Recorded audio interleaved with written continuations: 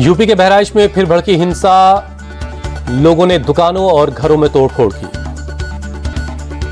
बहराइच हिंसा के मामले में पुलिस ने आरोपी को अरेस्ट किया। 25 से 30 संदिग्धों को हिरासत में लिया गया। 6 नामजद और 4 अज्ञात लोगों के खिलाफ केस दर्ज। बहराइच में विसर्जन के दौरान मचा था बवाल, पथराव और फायरिंग में एक युवक को लगी थी गोली। कई लोगों ने गाड़ियों में तोड़फोड़ आगजनी की।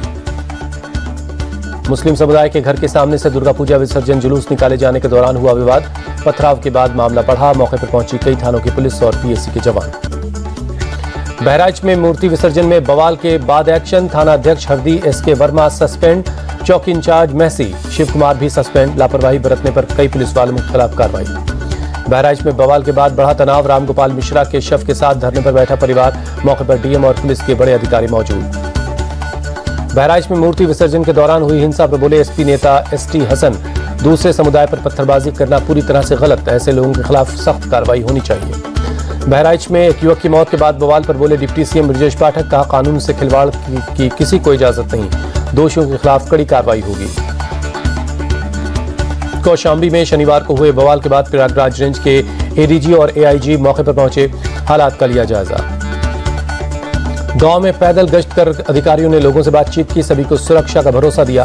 गांव में अभी भी पुलिस फोर्स तैनात है। महाराजगंज में शुक्रवार को दुर्गा पूजा में ढोल घुमाते वक्त हुआ बवाल। पुलिस ने 17 लोगों के खिलाफ केस दर्ज किया। ढोल पर कुछ लोगों पर थी आपत्ति। पुलिस प्रशासन ने मौके पर पहुंचकर हालात को संभाला। झारखंड के गढ़वा में दुर्गा विसर्जन को लेकर बवाल।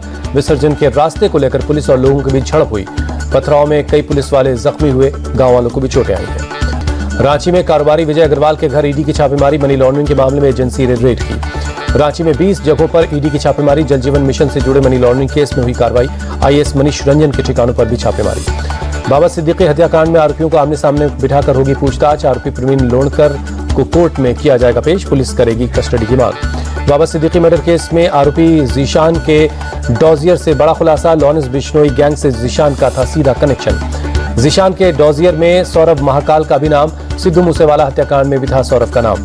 बाबा सिद्दीकी हत्याकांड में 5वें आरोपी जीशान अख्तर की हुई पहचान। 6ठे आरोपी शुभम लोणकर की भी तलाश की जा रही है। पुलिस सूत्रों के मुताबिक जीशान अख्तर तीनों शूटर को निर्देश दे रहा था।